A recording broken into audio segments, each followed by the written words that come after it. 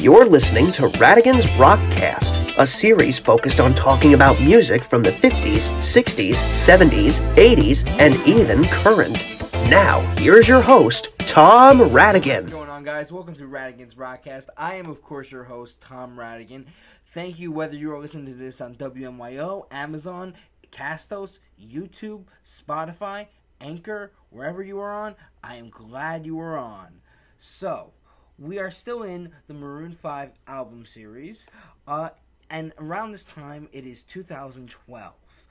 Now, Maroon 5 already had their successful 3 albums before that. They've been around now for 10 years as a group with the name Maroon 5. They were around, of course, prior to that as Cars Flowers. But now, 10 years as being a successful band, they already start going in different directions, The title of this album kind of was based on Adam Levine's, because the album is called Overexposed, and he had overexposure after moves like Jagger, being on The Voice and all that, and he was just everywhere, and that was the play on it. But to be honest with this album, the problem is, with no pun intended, it is overexposed. The thing I notice about this album is that it feels so, over the top too, and overproduced, and this new Maroon 5 sound that carries the the 2010s and all that with the other albums they've been doing. Now, this doesn't mean that I don't like songs on this album. I actually really do. I think there's a lot of great songs.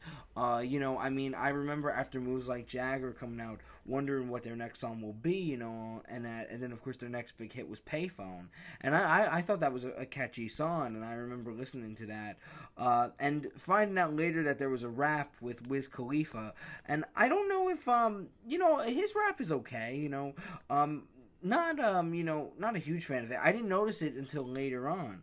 And I remember there was one time when I was, when I had my little iPod in middle school, I would record videos on YouTube and me doing duets and all that.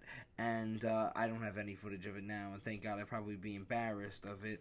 But yeah, I would do these duets, and I remember noticing that, of course, there was Adam Levine curses a lot in the song, of course, in the verse, all these fairy tales would be full of shit, one more fucking love song, I'll be sick.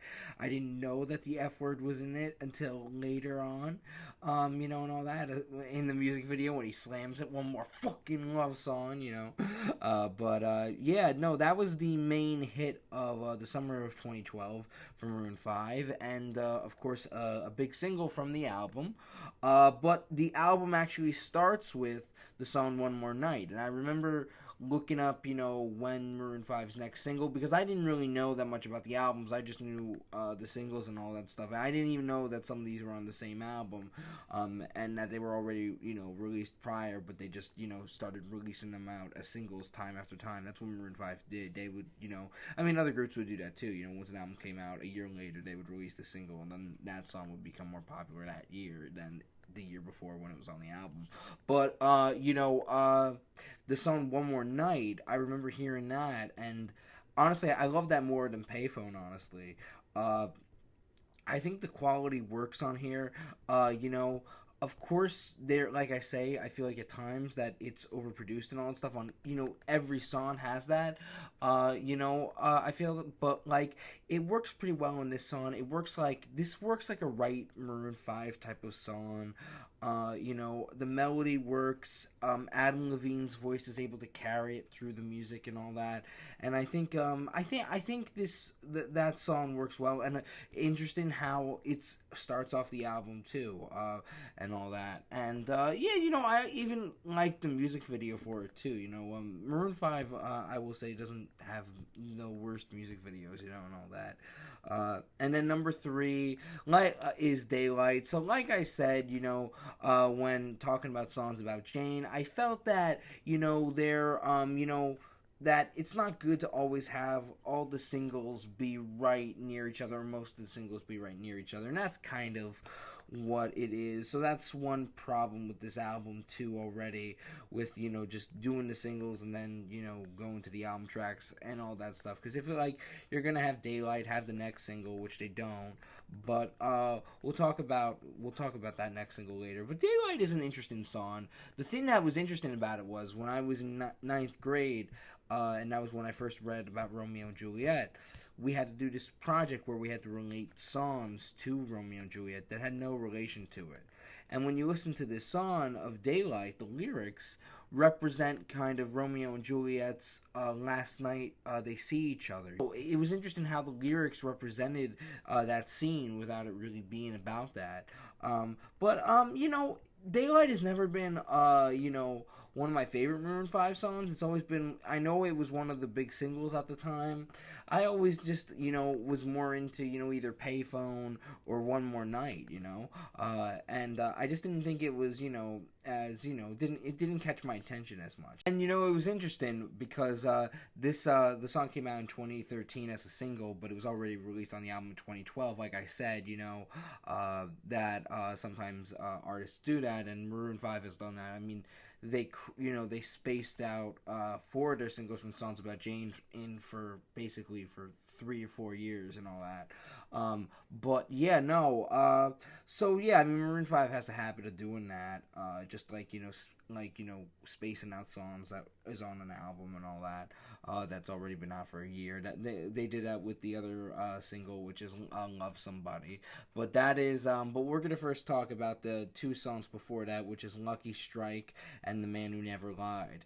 Now, these definitely have. I had to honestly listen to these songs again to really, say I like them. At first, when I first listened to them, they didn't seem that memorable, but they do have catchy hooks. The only problem is that they're both are so similar that when I hear "The Man Who Never Lied," I already thought I heard it because I felt like it sounds a little too similar to "Lucky Strike" and all that. And like I said, we're getting into the phase of Maroon 5 where each song is from a different producer. It's almost like to this point now with albums that we're going backwards and we're going back to what they did in the early 60s and the late 50s where they would where a record company would just where an artist would record a bunch of songs and then they would just put it on an album and all that and that's what it seems like Maroon 5 has been doing these past years. It doesn't seem anything like authentic to each song after the other and all that. And I'm not saying every album has to be like that, but I'm just one of those people that loves seeing what album what songs relate to with the same album and all that. And honestly, in my opinion, these songs don't relate so well together and all that. And, they just all together at once and all that. It's just like one song after the other. That's all it really is. And then, of course, we have "Love Somebody." Like Daylight, it's one of the other singles that I feel like I don't look, highly upon, but it's got a catchy melody in a sense. It's nothing, it's not something that sticks with me as some other of their songs. Even and even some of the songs like "One More Night" "One More Night" is something that sticks with me, and I think that is one of their best songs, honestly, too. I would count that on my top 10 of Maroon 5 songs, and all that. So yeah, no. So an interesting thing there. And then we have, "Lady Killer" and "Fortune Teller," which, like "Lucky Strike" and "The Man Who Never Lied," they're like 2 songs that are so similar that, you thought, wait, didn't I already hear this one? But, the good thing I'll say about this is they have a catchy melody and all that, but the one song I really do think, a few songs that really stands out are the last 4 songs, and that's "Sad," "Ticket," and "Doing Dirt," and "Beautiful Goodbye." They all have, something that is different in each of them, and, "Sad" is like a ballad, and, it's good that we get a chance to hear Adam Levine's voice and all that. And "Tickets" is very nice, a fun, fast song, and all that. It's got a catchy hook, works pretty well. Almost like, I guess in a sense it reminds me of a "Ticket to Ride." She's got a ticket to ride. Maybe they were going in that area. area. You know, I'm not saying that the song is like Ticket to Ride, of course not. But yeah, no. But interesting. You know, and the same with Dune Dirt and Beautiful Goodbye. They also, you know, are pretty good in that area as well of, you know, being distinct. The one thing to say about this album, too, little FYI, is that, you know, Jesse Carmichael, who was the keyboardist for the group, you know, since the beginning, even since before with Kara's Flowers, was not on this album because he decided to take a little hiatus and focus on studying music and, you know, a more of a spiritual awakening too. And he was replaced with on this album PJ Morton, who then became the 6th member of Maroon 5. He was already a touring member with them in 2010, 2011. But finally became a 6th member then, and all that. So you know, it's funny how Maroon 5 is no longer Maroon 5; it's Maroon 6. And then, you know, we have somebody else apparently that was added on too. That's Maroon 7. But, you know, and then now we're back to Maroon 6. But we'll get to that as we go more into the other albums and all that. So for a final recap of this album is that, and my final thoughts would be, you know. It's an album that I had to listen to a few times, and in honesty, it changed my opinion. You know, at first I did expect it to be, you know, I expected to think, you know, somewhat good things of it. Honestly, I knew that this was the era where I started losing interest in the sound of Maroon 5 and how their sound was becoming different. But yet, some songs still stay original to what they were doing all along, you know, in a sense. So I really had to listen to it again because at first I did not know what to make of it.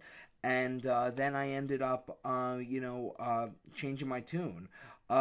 So now with the ranking, now how, you know, I've ranked it as in the old American Idol judges as Paula, Randy, and Simon, and that's how I do it. I was originally going to give this album a Randy Jackson, but then I thought, you know, listening to it again, this, you know, works for, you know what? It deserves a Paula Abdul.